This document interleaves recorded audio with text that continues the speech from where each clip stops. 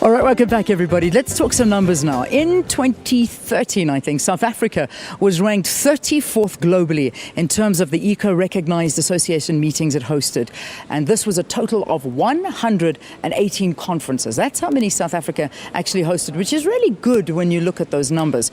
Now, South Africa was the leading destination in Africa, so well done to us, and the Middle East, and the 11th most popular long-haul destination. That's all destinations that are outside of Europe and America. And I mean, if you think about it, it is a long-haul destination. To come to Africa from America, Europe, it's a long flight. It is a very long way to come and have a conference in whichever way you look at it. So that is a great accolade to us here in South Africa. Well, let's talk a little bit more about this. Nina Freysen-Pretorius is with us. She is the president of the International Congress and Convention Association. We're also joined by Jeffers Miruka. He is the Profession Conference Organiser and African Association of Agricultural Economists. Quite a mouthful, but I'm glad we're here. So nice to have both of you on the program, and welcome to Morning Live. Thank you. Morning. Good. Jeffers, welcome to you too. Thank you.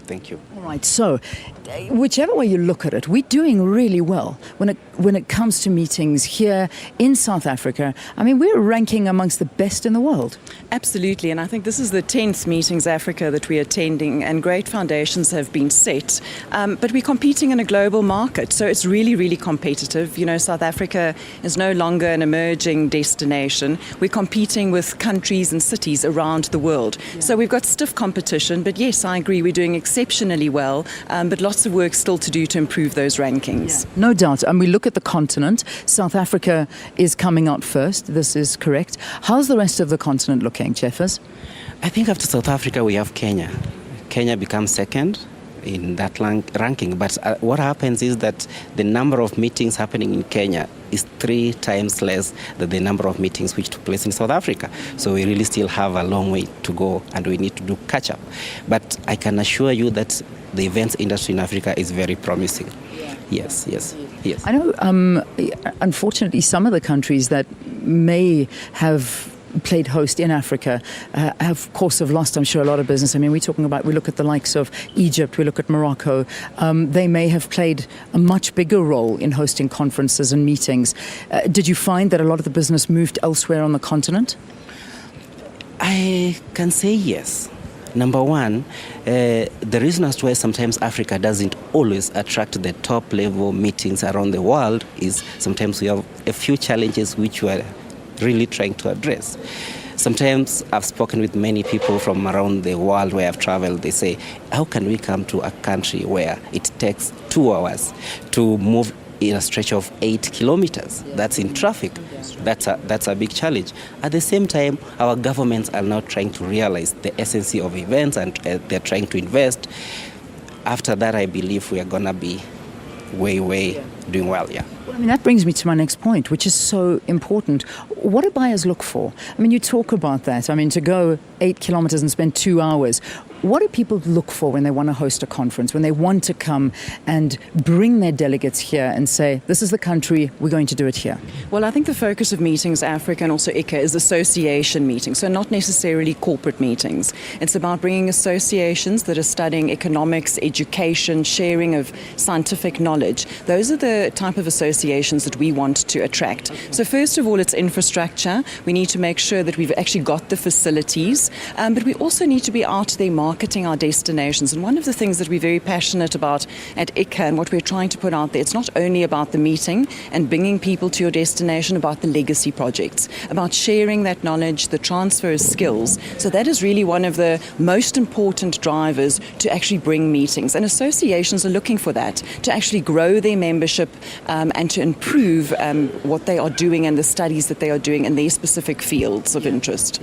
So that's a key driver, I'd say. Yeah. I mean, we talk about the fact that I gave out figures, 34 globally in terms of the Eco-Recognized Association meeting, a total of 118. What does the ranking mean for South Africa? It's really, really important because it's globally recognized. ICCA has 1,000 organizational members across 90 countries, so we're really truly global, and all countries look at those rankings. So when you're bidding for an event against another destination in Europe, Australia, Asia Pacific, and you say, well, this is our ranking, it's something something that's a yardstick that people can look at and say, okay, well, hold on, they are really doing well. They are recognized within ICCA. So it's something that we really aspire to improving all the time annually. Yeah. All right, Jeffers, how can African associations live to their objectives and purposes and help in the economic contribution to the continent? Okay, let me say, number one, that out of so many associations registered in Africa, we need first to realize our goals and objectives and get out of the slumberland which most of our associations find ourselves in. In Kenya alone, where I come from, we have over 42,000 registered associations. Yeah. But I can assure you that 97% of those associations are dormant. Why? I think when you register, have that certificate, you think everything will follow you to your file, which is not the case.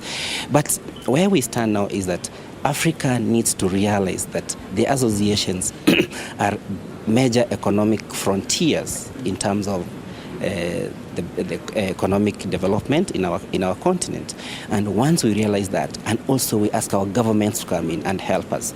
Governments, we have never received any support from our government when we want to do anything. We want to organize an event, we can't get any support. Even if you wanted, it will be a circus. Yeah. At the end of the day, you want.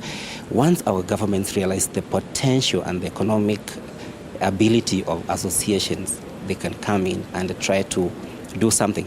Yesterday, we agreed of coming up with an African Society of Association Executives, where some people like me can also learn from.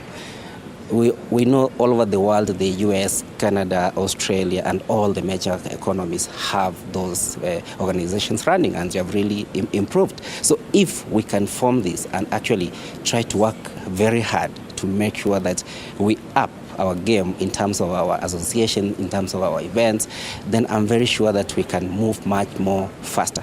But if it's business as usual, which I like saying, then it's not going to happen. No way. Absolutely.